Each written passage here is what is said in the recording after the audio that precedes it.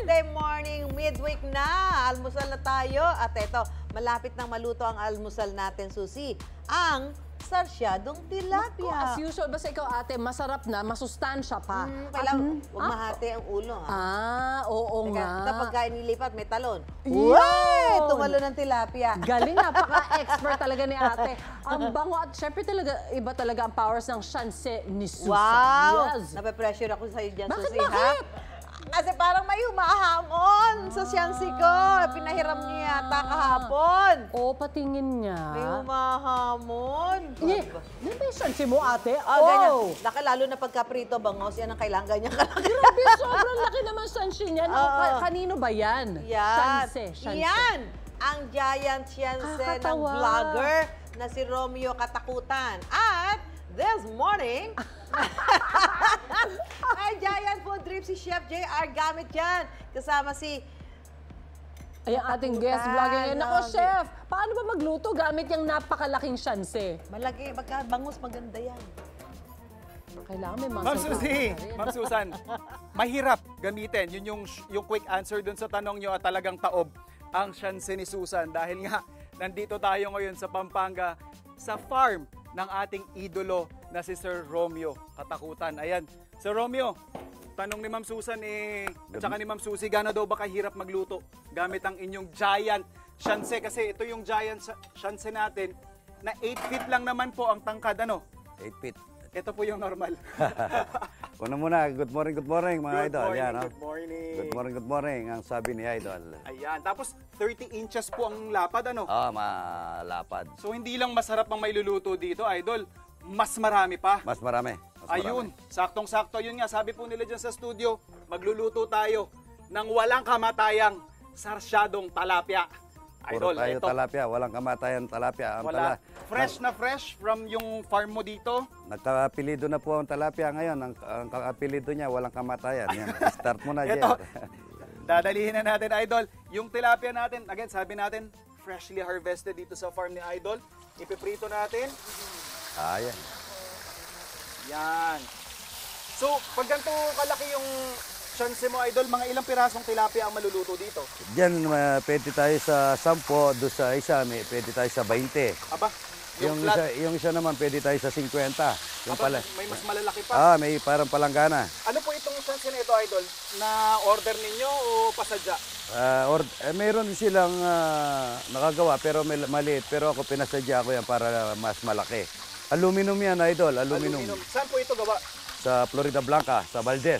Okay, ayan mga kapuso, yung mga gusto magpa-customize din, pwede rin. Oo. Idol, pwede mo ba mabulong magkano presyo nitong giant shanse natin na ito?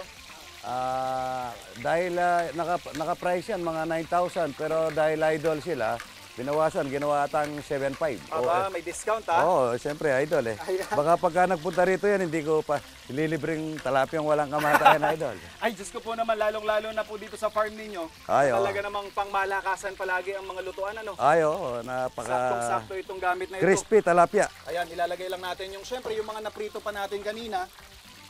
So, ilalapag lang natin yan. Sabi nga ni Idol, hanggang 10, kasya dito. Marami yan, idol. Pwede pa ng 20, ano? Yung talapia natin, 1 kilo dyan.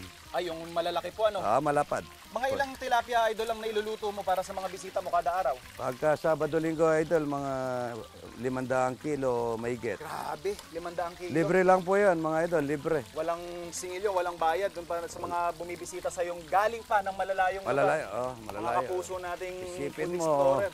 hindi, may galing ng Amerika niyan, para matikman lang ang talapia ni idol. Tsaka ikaw talaga nagluluto, ano? Ay, oo, idol. Ayan. So yung sarsyado natin mga kapuso, Idol, pag naprito na natin, saka naman natin ilalagay yung iba pang sangkap. So unahin ko na yung ating kamatis. Kamatis. Yan.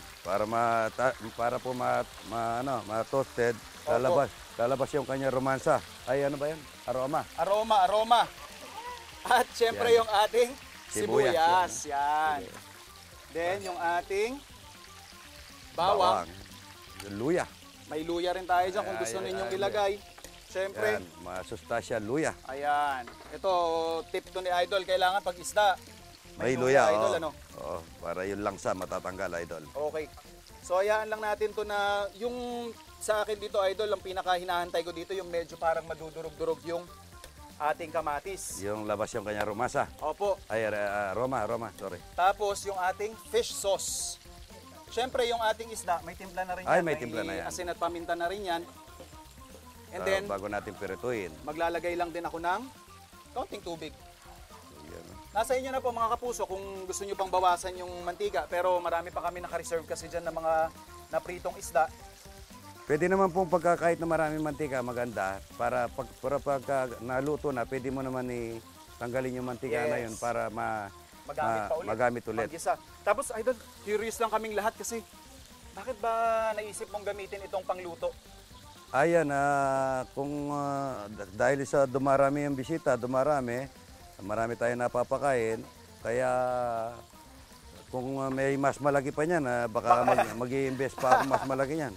Saktong-sakto. At saka maganda yung itsura, no? May shock value talaga. Oo, may pinagagawa pa ako doon na lutuan. Ayun, napakalaki. Nag-aantay sa mga bisita mo dito. Para Paparating. hindi nagkakasya kasi dito yung iba. Pagka, Yan ang masarap na problema, Idol, ano? Ay, hindi, number one, na yung makapakain tayo ng kapwa na tao natin. Oo, Para na rin natin pinakain ng ating Panginoon. totoo. At eto, Idol, part lang ng finishing touch natin. Siyempre, hindi magiging sarsyado ito kung walang itlog.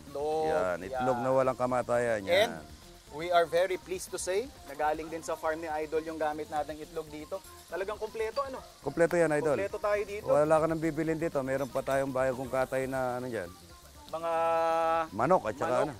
Tapos syempre naglagay nga rin pala ako ng ating pechay. pampaganda ng Tsaka gulay. Gulay po, nakwan. So after siguro few minutes, eto na yung magiging itsura niyan mga kapuso. Siyempre, kagaya kasing sarap nung niluto ni Ma'am Susan dyan sa studio, yung ating sarsyadong talapia na walang kamatayan nga. Sabi mo, may bago na siyang last Pasyal name. po kayo dito, Ma'am Susan, para matikman nyo yung Oo, talapyang walang kamatayan at ma-relax kayo, mga idol. Si Ma'am Susan tsaka si Ma'am Susie. Unang hirit. Ayan. Yan, unang hirit. GMA, yan. Idol, Titikman na natin, siyempre. Siyempre. Yan. Si idol, laging tumitikim eh. Diyos ko. Ah, Ito, sama na natin yung sibuyas at saka gulay. gulay. Tsaka yung pechay natin nagdadagdag din ng kulay doon Oo, sa at saka presentation. lasa. Ayan, cheers. Mhm. Winner. Panalo. Mga kapuso, Para lutong-lutong lutong Kapampangan. yun. Eto mga kapuso, mga higanting food adventure. Siyempre, dito nyo lang yan. Masasaksihan sa inyong pambansang morning show kung saan laging una ka. Unang Hirit! A blessed morning mga kapuso! Nagbabalik pa rin tayo dito kasamang nag-iisang idol. Idol Romeo Katakutan dito sa kanyang farm sa San Luis. Ito, magseserve na po Pampanga. kami mga idol sa mga Ayan. bisita namin. Kanina idol, ginamit natin yung iyong higanting shanse na pangluto doon sa ating sarsyadong putahe. Ito naman, ginagamit natin siyang pang-serve. Sabi na nga po namin sa inyo talagang dagsa ang mga bumibisita dito kay Idol. At eto, syempre mga gutom ito, iba't ibang parte ng Pilipinas ang pinanggalingan, ano Idol? Oo. Ayan, oh.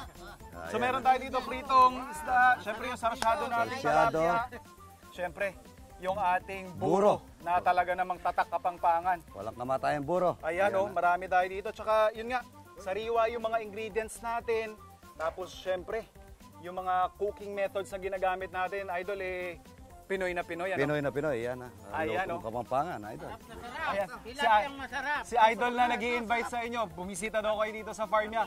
Sagot niya yung inyong pagkain. Mga kapuso, tuloy-tuloy yung food adventure natin dito sa inyong pambansang morning show kung saan laging una ka. Unang Hirit! Ikaw, hindi ka pa nakasubscribe sa GMA Public Affairs YouTube channel? Bakit? Mag-subscribe ka na, dali na, para laging una ka sa mga latest kwento at balita. I-follow mo na rin yung official social media pages ng Unang Hirit. Salamat, Kapuso.